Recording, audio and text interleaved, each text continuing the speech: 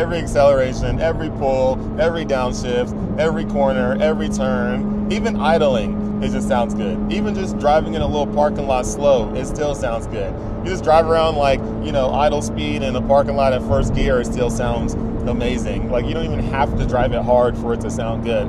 Other cars, you gotta drive it hard for it to like sound somewhat decent. This is like one of the first cars I've ever had where even at like chilling speeds, it sounds good. It sounds amazing. You don't even gotta do anything.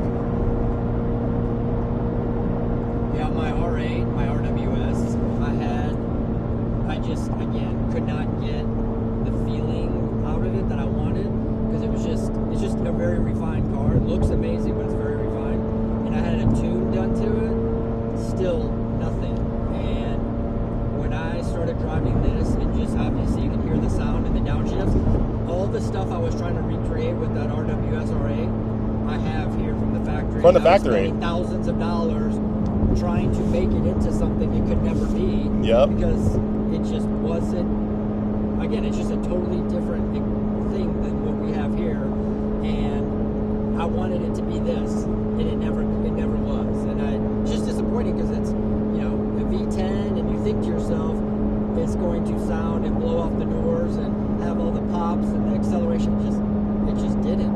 It just didn't. So again, anybody who still questions, whether this is a supercar or not, they need to get behind the wheel, and I guarantee they'll never think the same about a Corvette, because I'm proof that is the case. I never had a Corvette in my life until I had the 70th anniversary, but then when I got to this, I can't imagine having or spending anything else. Someone asked me the other day, what's going to be your next car? And honestly, I could not even come up with an answer of what I would want to have after this. Because it's like, what's next? What's better? Exactly. You know? Exactly. And so, I don't know. I'm a true believer and a self-proclaimed evangelist for the Z06, because it is just an amazing car. Oh, yeah.